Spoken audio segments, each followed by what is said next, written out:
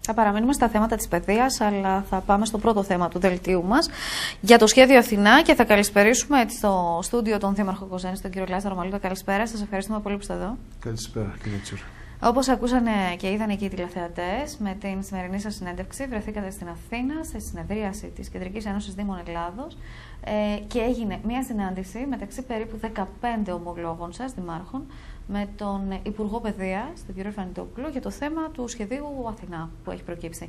Δεν είμαστε ο μόνος Δήμος και η μόνη περιφέρεια στην οποία υπάρχει μια εύλογη αναστάτωση από τις αλλαγές που φέρνει αυτό το σχέδιο νόμου και που αυτή τη στιγμή τουλάχιστον βρίσκεται σε μια φάση συζήτησης, δεν είναι τίποτα δεδομένο, τίποτα σίγουρο και από ό,τι μας δώσατε να καταλάβουμε από το ρεπορτάζ, διάλογος γίνεται, δεν είναι προσχηματικός. Ναι, αυτή είναι, όπως είπα, είχαμε την ευκαιρία να συζητήσουμε και το πρωί. Αυτή είναι η αίσθησή μου και γιατί αντιλαμβάνεται κάποιος, ιδίως αν έχει κάποια χρόνια εμπειρίας, εάν κάποιος συζητάει μαζί του προσχηματικά για να πει ότι τον άκουσε ή όχι. Παρότι σε αρκετά σημεία, να μην πω σε πάρα πολλά, με οι απόψεις που εκφράστηκαν από την πλευρά της αυτοδιοίκησης και από την άλλη από την πλευρά του Υπουργείου Παιδείας δεν συνέκλυναν. Υπήρχαν διαφορετικές προσεγγίσεις. Ο Υπουργός ήταν εκεί, άκουγε και εξέθετε τα αντιεπιχειρήματά του και τη γνώμη του και ούτω καθεξής. Επιπλέον, πρέπει να σημειώσουμε το ότι ήταν ρητή η αναφορά του Υπουργού και σε κάποιες περιπτώσεις το μισοπαραδέχτηκε ότι δεν ήταν αυτό που ανακοινώθηκε σαν πρόγραμμα Αθηνά, είχε σφάλματα, είχε ατέλειες, οι οποίες στην επόμενη περίοδο, δηλαδή μετά την περίοδο διαβούλευσης, θα συμμαζευτούν και θα διορθωθούν. Όλο αυτό λοιπόν έτσι και όλο το πνεύμα που έγινε η συζήτηση, κατά τη γνώμη μου είναι φανερό το ότι δείχνει το ότι ο Υπουργός Παιδείας πραγματικά είναι διατεθειμένος να συζητήσει, να ακούσει και εκεί που πιστεύει ότι υπάρχουν λάθη να τα διορθώσει και βέβαια αυτό επίσης να το σημειώσω για να μην περάσουμε κανένα κλίμα και καμιά εντύπωση το ότι ό,τι ζητήσαμε όλα θα τα υιοθετήσει ο Υπουργός στην κατεύθυνση και στο βαθμό που δεν επηρεάζουν την βασική κατεύθυνση των επιλογών του, τη βασική κατεύθυνση που εξέθεσε με το πρόγραμμα Αθηνά. Αν δεν πρέπει να το δούμε αρχικώς γενικά και μετά να εξειδικεύσουμε για τη δική μας περίπτωση της περιφέρειας και της Κοζάνης.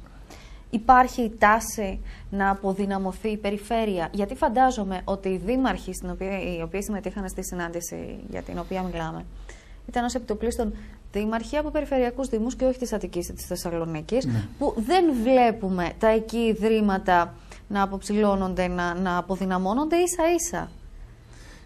Παρότι θα μπορούσε να βρει και εκεί κάποιους παραδείγματα, για παράδειγμα το ΤΕΗ της Θεσσαλονίκης και να βρει ζητήματα αποδυνάμωσης και να τα συζητήσει, δεν θέλω να επιμείνω σε αυτό. Εμένα κατά τη γνώμη μου είναι ότι τα προβλήματα είναι προβλήματα κυρίως της περιφέρειας. Προβλήματα της περιφέρειας γιατί και εκεί ας πούμε, καταρχήν τα τρία πανεπιστήμια τα οποία κλείνουν είναι πανεπιστήμια της περιφέρειας. Το Δυτικής Ελλάδος, το Ρούμελης και της Δυτικής Μακεδονίας. Συνεπώς, από μόνα τους, αυτό το κομμάτι της ελληνικής περιφέρειας υφίσταται ένα πλήγμα.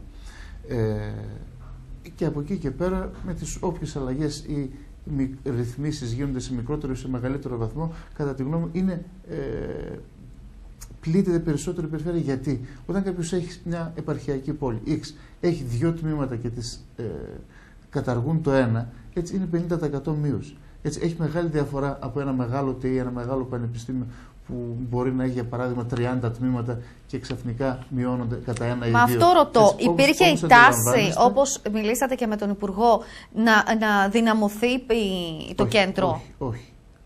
Απλά δεν μπορώ να χρεώσω αυτό στην ηγεσία του Υπουργείου Παιδείας. Αυτό όμως που μπορώ να σημειώσω είναι το ότι επειδή τα περισσότερα από τα εκπαιδευτικά ιδρύματα, είτε ΤΕΗ είτε πανεπιστημίου, από αυτά που υπήρχαν στην ελληνική περιφέρεια, είχαν μικρό χρόνο ζωής. Δεν είχαν προλάβει κάποια από αυτά να αποκτήσουν κτηριακές υποδομές. Κάποια δεν ήταν επαρκώς τελεχωμένα. Να αναφέρω το Και τα δύο για μας το είπε, για το Δυτικής Μακεδονίας προφανώς τα είπατε. Είναι και αλλού στην Ελλάδα αυτά, και όχι μόνο για το Πανεπιστήμιο. Πάντως ισχύουν και εδώ. Έτσι, ήταν αυτό το κριτήριο. Με συνέπεια, επειδή τα πιο νέα τμήματα έχουν ιδρυθεί στην ελληνική περιφέρεια, έτσι, εκεί αντιμετωπίζουν τα παραπάνω προβλήματα, εκεί δεν έχουν προβλήματα με τις υποδομές, εκεί έχουν ελλείμματα στη στελέχωση και συνεπώς είναι τα πρώτα τα οποία αντιμετωπίζουν τον κίνδυνο για να κλείσουν. Και γι' αυτό ακριβώς το λόγο, εμείς από πλευράς Κεντρικής Ένωσης Δήμων, αυτό που βάλαμε εμφατικά ήταν η ανάγκη να στηριχτούν τα εκπαιδευτικά ιδρύματα της ελληνικής περιφέρειας, ούτως ώστε κάθε περιφέρεια να έχει ένα πανεπιστήμιο και ένα ΤΕΙ. Εδώ να σημειώσουμε ότι για μας είναι ακόμα πιο σημαντικό, κυρία Τσιούρα, το ζήτημα των τριτοβάθμιων εκπαιδευτικών ιδρυμάτων στην περιοχή μας, του ΤΕΙ και του Πανεπιστημίου Δυτικής Μακεδονίας. Πρώτον, γιατί το Πανεπιστήμιο Δυτικής Μακεδονίας δεν είναι μικρό πανεπιστήμιο. Είναι σαν τάξη μεγέθους ίδιο με το Πανεπιστήμιο Πελοποννήσου. Έχει όμως το θέμα, το ένα έχει 95 μέλη ΔΕΒ, το άλλο έχει 102. Υστερεί όμως το ότι δεν έχει δικιά του σύγκλη, το έχει ακόμα διορισμένη διοικούσα επιτροπή. Απ' την άλλη, να δώσουμε κάποια χαρακτηριστικά στην ιδιαίτερη περιοχή, στην ευαίσθητη περιοχή που βρίσκεται η περιφέρειά μας. Έτσι, τα κέντρα των άλλων περιφερειών, Κοριτσά και Μοναστήρι, αν βάλουμε και την Κοζάνη από εδώ, τις έδρες των 3 περιφερειών, διασυνοριακών περιφερειών, έτσι, έχουν πανεπιστήμια. Δεν θα έπρεπε και εμείς από εδώ, από τη δικιά μας πλευρά, να αντιπροτείνουμε μια ανάλογη εκπαιδευτική δομή. Και βέβαια και το τρίτο και σημαντικό κατά τη γνώμη μου, για μένα είναι το σημαντικότερο επιχείρημα, είναι το ότι σαν περιοχή, κυρία Τσιούρα, είχαμε μεγάλο και ευρύ δημόσιο τομέα. Έτσι θυμίζω παλιότερα τη μεγάλη κρατική επιχειρηματική δραστηριότητα στην περιοχή, το τελευταίο διάστημα ΔΕΗ και δημόσιος τομέας.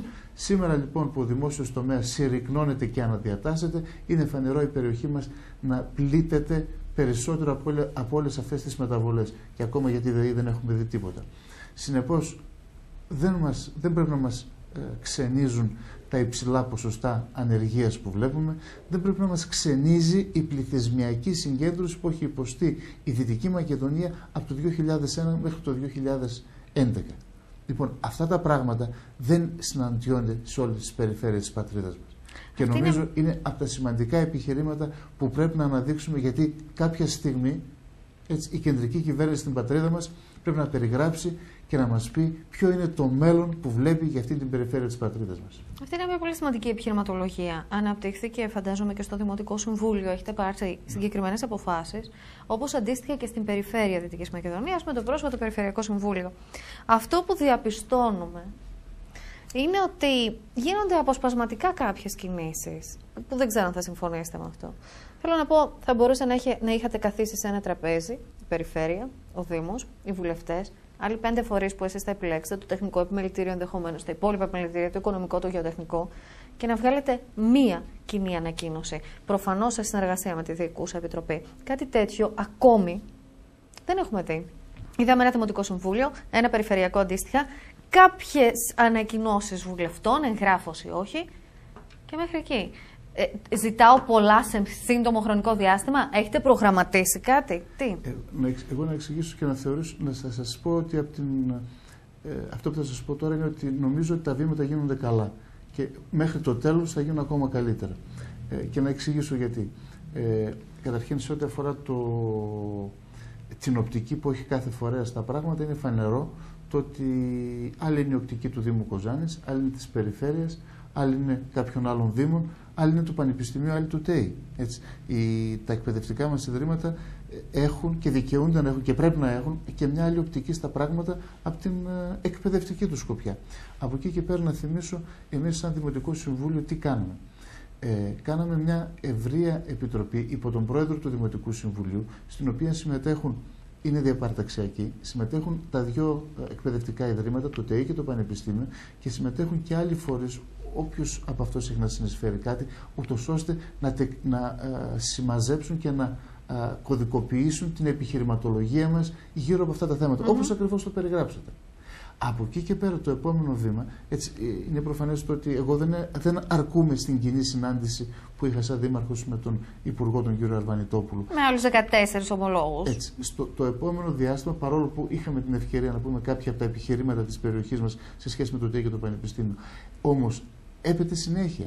έτσι, με την ολοκλήρωση κάποιων διεργασιών, έτσι θα γίνει και συνάντηση, όπως ακριβώς την περιγράψατε, τοπικών φορέων και των πολιτικών μας εκπροσώπων στην κεντρική πολιτική σκηνή με τον Υπουργό, για να έχουμε τη δυνατότητα πραγματικά να αναπτύξουμε όλα τα ιδιαίτερα χαρακτηριστικά της περιοχής μας και του νομού μας ιδιαίτερα. Από τη στιγμή που φαντάζομαι θα ακολουθήσει άλλη μια συνάντηση με τον κύριο Αρβανιτόπουλο, και αν θυμάμαι καλά, αυτό που μου είπατε το πρωί, είναι ότι αν μη τι άλλο, ο κύριος Αρβανιτόπουλος έχει μονίμως ανοιχτή την πόρτα και δέχεται κόσμο. Δεν δυσκολευτήκατε να μιλήσετε μαζί του, ούτε φαίνεται πως θα δυσκολευτείτε. Και από εκεί ξεκινάει και ότι ο διάλογος δεν είναι προσχηματικός. Ήταν ένα από τα επιχειρήματα, δεν το αναφέραμε ότι ο διάλογος είναι πραγματικός, γιατί με όσους συναδέλφους, κάποιοι συνάδελφοι από αυτούς που αντιμετωπίζουν τα προβλήματα με τα εκπαιδευτικά ιδρύματα, τον είδαν πριν από τη συνεδρία στη ΣΚΕΔΕ, κάποιοι θα τον έβλεπαν σήμερα και την επόμενη εβδομάδα η ίδια διαδικασία θα εξελίσσεται και νομίζω πραγματικά δεν έχω καμιά επιφύλαξη να εκφράσω τη βεβαιότητα ότι θα συναντήσουμε το επόμενο δεκαήμερο και εμείς τον Υπουργό ξανά. Επιτρέψτε μου λοιπόν να σας θέσω ένα ερώτημα, το οποίο μπορεί να σας φωνεί άκομψο. Αλλά αν ο κύριος Αρβανιτόπουλος σας πει, κύριε Μαλούτα, ως Δήμαρχος Κοζάνης που διεκδικείται μια σειρά πραγμάτων, πρωτίστως το να παραμείνει το Πανεπιστήμιο Δυτικής Μακεδονίας στην Κοζάνη, θεωρείτε πως κάνατε όλα όσα οφείλατε να κάνετε ως Δήμαρχος και ως Δημοτική Αρχή, για να μην το πάμε προσωπικά σε εσάς, για να παραμείνει αυτό το Πανεπιστήμιο? Τι θα το απαντήσετε? Υπάρχουν συγκεκριμένα λάθη, παραλήψεις, ατέλειες που τα τελευταία 10 χρόνια που υφίστατο το Πανεπιστήμιο Δυτικής Μακεδονίας στην Κοζάνη δεν συνέβησαν, και δεν συνέβησαν με ευθύνες συγκεκριμένων ανθρώπων. Δεν θα πρέπει, αν μη τι άλλο, αυτές οι ευθύνες να αναζητηθούν και αυτοί οι άνθρωποι να απολογηθούν, να εξηγήσουν τους λόγους της ολιγορίας, για να μην βρεθούμε πρωτοτελεσμένους?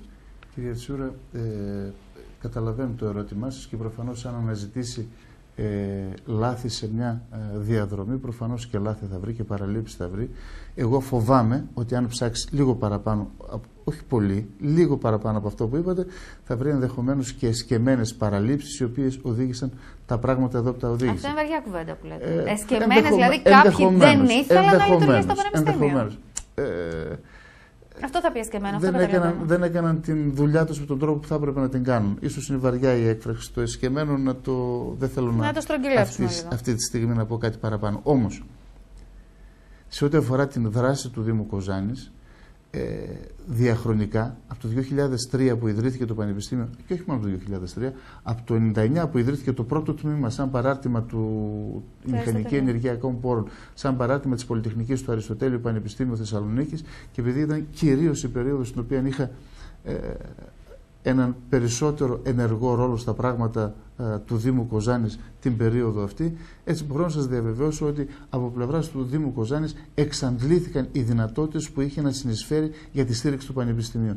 Και δεν θα αναφερθώ στις προεργασίες και στη δουλειά που έγινε για να ιδρυθεί καταρχήν το παράρτημα του Πανεπιστημίου, η μηχανική της Πολυτεχνικής Μηχανική Ενεργειακών Πόρων, με τη συμπολίτησά μας την κυρία Γκίπα, που ήταν αντιπρίτανη στο Αριστοτέλειο Πανεπιστήμιο, ούτε τον αγώνα που έγινε για να γίνουν το ένα από πλευράς νομαρχίας τότε, νομαρχιακής αυτοδιοίκησης, το κτίριο που σήμερα στεγάζεται. Του πρώην Χριστοφορίδη, λέτε. Όχι, αναφέρομαι στο πρώτο κτίριο, εκεί που στεγάζεται σήμερα η Δημοτική Αστυνομία. Στη συνέχεια, με το κτίριο Χριστοφορίδη αγοράστηκε, επισκευάστηκε. Είναι σήμερα κτίριο στο οποίο στεγάζονται δραστηριότητες του Πανεπιστημίου Δυτικής Μακεδονίας. Το κτίριο όπου σήμερα στεγάζεται η διοίκηση του Πανεπιστημίου Δυτικής Μακεδονίας είναι κτίριο του Δήμου. Το τρίτο κτίριο που εκδηλώσαμε την πρόθεσή μας να προσφέρουμε στο Πανεπιστήμιο, το κτίριο του Βιοπά Ξύλου, είναι κτίριο του Δήμου Κοζάνης. Είναι κτίρια τα οποία συνεισφέρουμε στο Πανεπιστήμιο.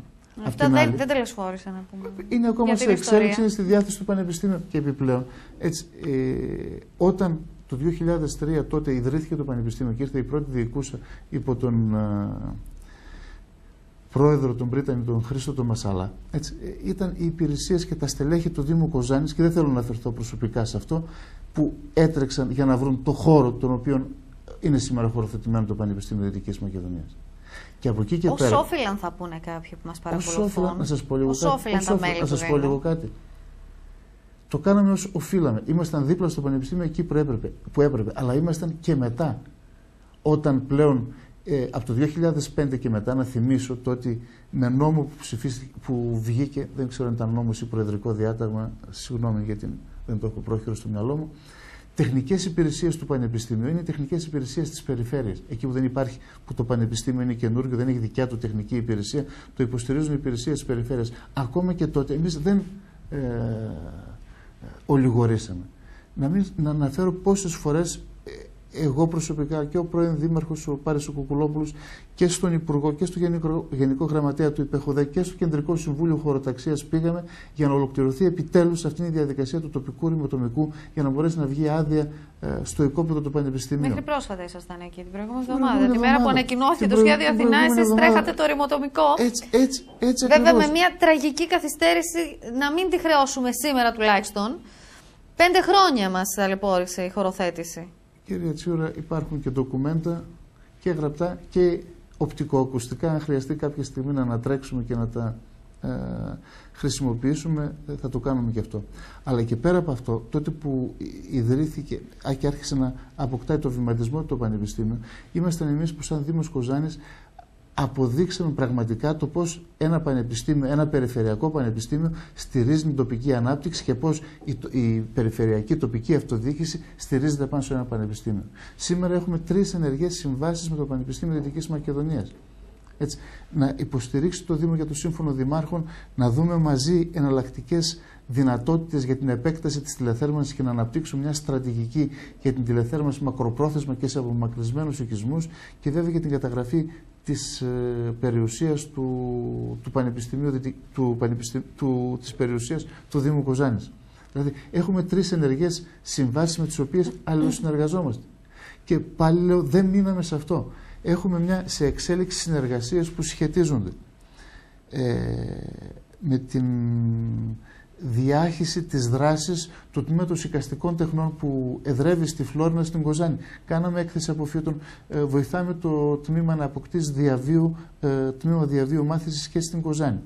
Έχουμε συνεργασία στο κομμάτι της νεανικής επιχειρηματικότητας με τους νέους του Πανεπιστημίου που προσπαθούν να ανοίξουν νέους ορίζοντες.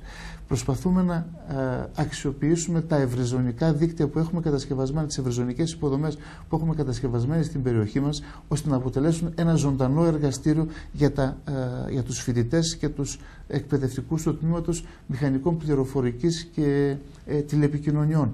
Προχωράμε δηλαδή δράσεις σε όλους τους τομείς με το Πανεπιστήμιο. Και είναι πραγματικά μια κουβέντα μόνο. Δράσεις που κατά τη γνώμη μου έτσι αποδεικνύουν τη στενότατη σχέση που έχει η τοπική αυτοδιοίκηση με το Πανεπιστήμιο, αλλά και το ρόλο που μπορεί να παίξει το Πανεπιστήμιο την επόμενη μέρα, το ρόλο που μπορεί να παίξει το Πανεπιστήμιο σε μια άλλη προοπτική, αναπτυξιακή προοπτική της Δυτικής Μακεδονίας. Βέβαια, η απάντηση προφανώς σε αυτή την ερώτηση, αν μπορώ να φανταστώ, θα είναι ότι τα τμήματα παραμένουν στην Κοζάνη. Οπότε δεν έχετε λόγο εσείς, κύριοι της Κοζάνης, να διαμαρτύρεστε, γιατί τα τμήματα παραμένουν, η διοίκηση φεύγει. Να σας πω, γιατί είναι ένα πολύ λεπτό σημείο αυτό. Καταρχήν, όπως ακριβώς το επισημαίνετε, και αυτό το ανάφερε και ο Υπουργός στη συνάντησή μας πριν παρέμβω εγώ και μου έδωσε την ευκαιρία και την αφορμή να παρέμβω και να υπερασπιστώ. Το ύφος ήταν μην γκρινιάζετε, φοιτητές θα έχετε. Όχι, μην γκρινιάζετε το Πανεπιστήμιο σαν αυτοτελές εκπαιδευτικό ίδρυμα καταργείται, αλλά για παράδειγμα στην Κοζάνη, έτσι αναφέρθηκε ο Υπουργός, που υπάρχει το ζήτημα της βιομηχανίας και της ενέργειας και της ΔΕΗ κτλ. 2 τμήματα πολυτεχνικά μένουν. Η ένστασή μας ποια είναι, κυρία Σκύβα? Η ένστασή μας είναι, γιατί πρέπει να σημειώσουμε εδώ το ότι τα τμήματα υπάρχουν, δεν φαίνεται κατάργηση τους από τα Αθηνά. Ταυτόχρονα το κτηρολογικό πρόγραμμα, η πρόταση για να γίνουν οι κτηριακές υποδομές. Θα το προχωρήσετε αυτό? Προχωράει αυτό το πράγμα. Νομίζω... Παρόλο το ότι δεν θα έχουμε πανεπιστήμιο και θα έχουμε 2 τμήματα και άμα. Γιατί πολλοί λένε μας αφήνουν 2 τμήματα, να καταλαγιάσουν λίγο τα πνεύματα και σε... Αφήστε με να σας το πω, αφήστε με να φτάσω σε αυτό το σημείο. Νομίζω ότι τη Δευτέρα πιθανότητα δεν πρόλαβα να δω. Έχει Περιφερειακό Συμβούλιο και μέσα στα θέματα... θα ήταν και να προταθεί από τις υπηρεσίες της περιφέρειας, θα προταθεί αυτό για ένταξη στο ΕΣΠΑ, να μπουν τα κτίρια του Πανεπιστημίου. Γιατί αυτοτελές εκπαιδευτικό ίδρυμα μπορεί να μην υπάρχει. Οι σχολές όμως θα υπάρχουν. Τα εργαστήρια θα υπάρχουν. Σήμερα είναι ενταγμένο στο ΕΣΠΑ ένα πρόγραμμα, μια προμήθεια 4 περίπου εκατομμυρίων ευρώ για εξοπλισμό των εργαστηρίων του Πανεπιστημίου. Αυτά τα πράγματα τρέχουν, δεν σταματάνε. Έτσι. Άρα όλο αυτό το κομμάτι, η χρηματοδότηση του Πανεπιστημίου από το ΕΣΠΑ προχωράει. Ο δικός μας φόβος, και τον εκφράζουμε ευθέως και δημοσίως, είναι το ότι δεδομένης της οικονομικής συγκυρίας, δεδομένου το ότι δεν είναι ορατό μπροστά μας μια τόσο σημαντική ανατροπή της ακολουθούμενης οικονομικής πορείας της χώρας, για πόσο καιρό, για πόσα χρόνια το Αριστοτέλειο Πανεπιστήμιο Θεσσαλονίκης θα έχει την πολυτέλεια να κρατάει τμήματα μηχανολόγων, ίδια ένα Κοζάνι, ένα Θεσσαλονίκη, και τμήμα μηχανικών πληροφορικής Κοζάνι, τμήμα ηλεκτρολόγων και μηχανικών υπολογιστών στην Θεσσαλονίκη, παρεμφερεί να τα κρατάει όλα αυτά. Και νομίζω είναι εύλογη η απάντηση. Αυτό ακριβώς τον προβληματισμό έθεσα και στον Υπουργό, όταν διαβεβαίωνε, το έφερε σαν παράδειγμα την Κοζάνι, ότι παραμένουν τα τμήματα, και βέβαια ήταν ρητή η απάντησή του, το ότι θα προβλέπεται ρητή παραμονή και στο προεδρικό διάταγμα που θα βγει. Όπως καταλαβαίνετε, βέβαια, ο κ. Αρβανιτόπουλος είναι σήμερα Υπουργός Παιδείας. Εγώ δεν ξέρω τι θα γίνει σε 1, σε 2, σε 3, σε 5 χρόνια, ποια θα είναι τα οικονομικά προβλήματα της πατρίδας μας, και βέβαια αυτός είναι ο λόγος για τον οποίο δεν ικανοποιούμαστε με τις σημερινές εξελίξεις. Μάλιστα. Και βέβαια, να πούμε και 2 λόγια για το ΤΕΙ. Καμιά φορά μιλάω με στελέχη του ΤΕΙ της Δυτικής Μακεδονίας και λένε πως έχουν πέσει τα φώτα τα τελευταία χρόνια στο Πανεπιστήμιο, όταν το ΤΕΙ 50 χρόνια, 40 χρόνια τώρα στηρίζει την πόλη, σχεδόν 40 χρόνια στηρίζει την πόλη. Είναι ανεπτυγμένο, είναι το 3ο μεγαλύτερο, τουλάχιστον ήταν το 3ο μεγαλύτερο, και μονίμως τα φώτα και ό,τι γίνεται για το Πανεπιστήμιο, και αισθάνονται δικαίως ως ένα σημείο παραγωνισμένοι. Εγώ το ομολόγησα, αν μου επιτρέπετε κάτι, το ομολόγησα και στο Δημοτικό Συμβούλιο, κυρία Τσιόρη, και το είπα. Ίσως έγινε κάποια παραπάνω και ο Γιώργος Χαρλαμβίδης, ο πρόεδρος του ΤΕΙ, κουνούσε το κεφάλι από κάτω, αλλά πρέπει να πούμε το εξής. Είμαστε περήφανοι και για το ΤΕΙ μας. Το ΤΕΙ Δυτικής Μακεδονίας, τα τμήματα που εδρεύουν στην Κοζάνη είναι αξιολογότατα, είναι σημαντικά. Έχουμε την ΣΔΟ και τη ΣΤΕΦ, σχολές που για χρόνια έτσι παρέχουν εξαιρετικά υψηλού επίπεδου υπηρεσίες. Όμως, ασχοληθήκαμε και ασχολούμαστε λίγο παραπάνω με το Πανεπιστήμιο.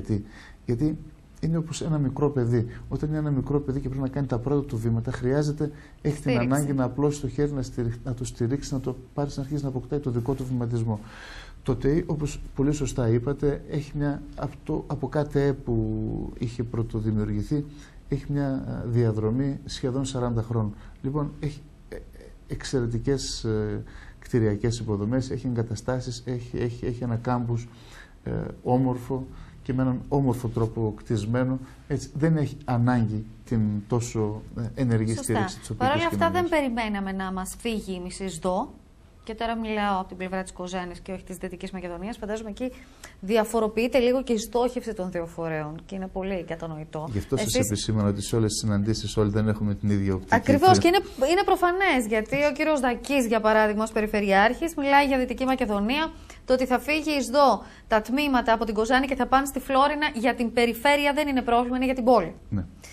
Και εδώ έρχεται η βασική επιχειρηματολογία, το ότι σήμερα έχουμε στην Κοζάνη μια ΣΔΟ η οποία είναι υψηλωτά του επίπεδου, η οποία δεν έχει να φοβηθεί τίποτα και να συναγωνιστεί τίποτα από ομόλογες σχολές, είτε του δημόσιου είτε του ιδιωτικού τομέα, γιατί να μην ξεχνάμε και αυτή την παράμετρο, έχουμε τα κολέγια. Μια σχολή η οποία δεν έχει να φοβάται τίποτα από ενδεχόμενη επαναφορά της βάσης του 10 τα επόμενα χρόνια, και αντί να έχουμε αυτό που έχουμε παντού στην υπόλοιπη Ελλάδα, να καταργούνται κάποια τμήματα και να συγκλίνουν, να συνενώνονται με μεγαλύτερα, εδώ έχουμε το μοναδικό φαινόμενο μια σχολή, η Σχολή Διοίκησης Οικονομίας, να διασπάται. Έτσι, και πραγματικά θεωρώ ότι δεν υπάρχει καμιά εξήγηση από αυτήν την άποψη που να τεκμηριώνει, ακόμα και με τα ίδια τα κριτήρια του Υπουργείου Παιδείας, που να τεκμηριώνει την αναγκαιότητα διάσπασης μια τόσο πετυχημένη σχολής, μιας τόσο οργανωμένης σχολής. Είχατε το χρόνο να τα θέσετε αυτά στην προχθέσινη συνάντηση ή όλα τα φώτα για άλλη μια φορά έπεσαν στο Πανεπιστήμιο? Αυτό το είπα στα όρθια, στην κυριολεξία στα όρθια, όταν χαιρετιόμασταν στο τέλος της συνάντησης, όταν χαιρετιόμασταν με τον Υπουργό Παιδείας, και νομίζω ότι είναι ένα από τα σημαντικά ζητήματα τα οποία επιβάλλουν να ξανασυναντηθούμε με οι τοπικοί φορείς με τον Υπουργό. Κλείνοντας, κύριε Δήμαρχε, παίζετε το παιχνίδι ή απλώς οι τοπικοί φορείς, όλοι μας έχουμε ξεσκωθεί και προσπαθούμε να ανατρέψουμε κάτι που κάποιοι αντιμετωπίζουμε μεγάλη δυσπιστία το ότι μπορεί να αλλάξει κάτι υπέρ μας? Παίζετε το παιχνίδι, αυτή είναι η αίσθησή σας? Εγώ νομίζω ότι ναι. Και θα παιχτεί στο πώς θα το διαχειριστούμε εμείς από εδώ. Και εμείς. Έτσι να προβάλλουμε, όπως σωστά επισημάνατε πριν, να επισημάνουμε τα επιχειρήματά μας. Κυρία Τσιούρα, εγώ δεν έχω καμία αμφιβολία και το είπα καθαρά και στο Δημοτικό Συμβούλιο. Τα πράγματα στην παιδεία όπως εξελίσσονται είναι αδιέξοδα. Έτσι. Τι κάνουμε σήμερα σαν χώρα, αλλά και σαν γονείς, αν το θέλετε να βάλω, γιατί έχω δύο κόρες που και οι δύο αυτή τη στιγμή είναι στα πανεπιστήμια και ανήκουν σε εκείνες τις ελληνικές οικογένειες οι οποίες δαπανούν πόρους για να σπουδάσουν τα παιδιά τους. Και δεν δαπανώ μόνο εγώ, δαπανάω εγώ, η οικογένεια δηλαδή, και δαπανάει και το κράτος. Έτσι. Και αυτά τα παιδιά θα πάρουν αύριο μεθαύριο ένα πτυχίο και τι θα κάνουν? Τι προοπτική, υπάρχει καμιά προοπτική να απασχοληθούν στην πατρίδα μας? Ή θα τα οδηγήσουμε να πάνε στο εξωτερικό, να πάνε σε ξένες χώρες όπου θα πάρουν ένα έτοιμο επιστημονικό δυναμικό, για το οποίο δεν θα έχουν ξοδέψει σαν κράτη, σαν χώρες, ούτε €1 και θα το εκμεταλλευτούν? Ή απ' την άλλη, πόσοι από τις ελληνικές οικογένειες που έχουν τα παιδιά τους σήμερα στα πανεπιστήμια κάνουν την καλύτερη επιλογή στέλνοντάς τους στα πανεπιστήμια, και εμού του ιδίου συμπεριλαμβανομένου σε αυτή την κατηγορία? Και δεν θα ήταν πιο σωστή επιλογή να κατευθύνουν από πιο νωρίς, από το Λύκειο ή ακόμα και αμέσως μετά το Λύκειο, σε άλλες κατευθύνσεις πιο παραγωγικές, πιο ωφέλιμες για τα ίδια τα παιδιά αλλά και για τη χώρα? Έτσι, αν πάρετε οποιοδήποτε κριτήριο, γιατρούς, μηχανικούς, δικηγόρους, ανά 1.000 κατοίκους, και δείτε τι γίνεται στην Ευρώπη και τι γίνεται στην πατρίδα μας, τα πράγματα είναι τραγικά. Δηλαδή έχουμε πολλαπλάσιους φοιτητές, πολλαπλάσιους επιστήμονες από αυτές που μπορεί να απορροφήσει και η πιο αναπτυγμένη δυτικοευρωπαϊκή χώρα. Συνεπώς, αυτό έρχεται σε αντίθεση με όλα αυτά που λέγαμε τόση ώρα. Καθόλου. Λάθος το κατάλαβα εγώ. Αναπτύξτε το σκεπτικό σας. Καθόλου. Αυτό επιβάλλει το να γίνει ένα σημάζεμα στην τριτοβάθμια εκπαίδευσή μας. Τώρα, αρκεί το σημάζευα να μην αφορά την πόλη μας. Όχι. Εγώ δεν θα μιλήσω μόνο για την πόλη. Θα μιλήσω για την ελληνική περιφέρεια, κυρία Τσιούρα. Θα μιλήσω για την ελληνική περιφέρεια, γιατί τα παιδιά μας, τα παιδιά της πατρίδας μας, νομίζω ότι μπορούν να σπουδάσουν με πολύ καλύτερες συνθήκες από ό,τι μπορούν να σπουδάσουν στην Αθήνα. Εδώ μπορούν να κάνουν πιο καλή φοιτητική ζωή, σπουδάζουν με μικρότερο κόστος και μπορούν να σπουδάσουν με πιο ανθρώπινες συνθήκες. Και θα μπορούσε να σηματοδοτεί το πρόγραμμα Αθηνά και μια αναστροφή της ροής προς τα δύο μεγάλα πολεοδομικά συγκροτήματα της Αθήνας και της Θεσσαλονίκης. Είχε γίνει ένας πολύ μεγάλος ντόρος πριν από 4-5 χρόνια για την αποδυνάμωση των κεντρικών ΤΕΗ τότε. Ναι, θυμάμαι ήταν ο κύριος Κουκουλόπουλος δήμαρχος, ναι, και το είχε τρέξει πολύ ισχυρά. Μήπως αυτό θα πρέπει να το δείτε όλοι οι περιφερειακοί δήμαρχοι? Αυτό βάλαμε, κυρία Τσιούρα, στο τραπέζι της συζήτησης σαν Κεντρική Ένωση Δήμων με τον Υπουργό Παιδείας.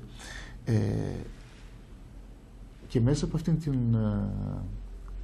λογική, έτσι, με αυτήν την προσέγγιση, ούτε το Πανεπιστήμιο έτσι κι αλλιώς 2 τμήματα έχει μόνο στην Κοζάνη, αλλά και το ΤΕΗ συζητάει διάφορες εξελίξεις οι οποίες θα μειώσουν τον αριθμό των τμήματων. Εξελίξεις οι οποίες θα κάνουν τα τμήματα πιο βιώσιμα. Έτσι, αυτό το πνεύμα έχει περάσει και στους καθηγητές μας. Έτσι, και στα ίδια τα ιδρύματα. Δεν το βλέπουν όλοι, τότε έτσι θα συνεχίσουμε να πάμε.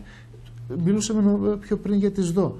Η ΣΔΟ αποδέχεται την συνένωση του τμήματος λογιστικής με το τμήμα χρηματοοικονομικών.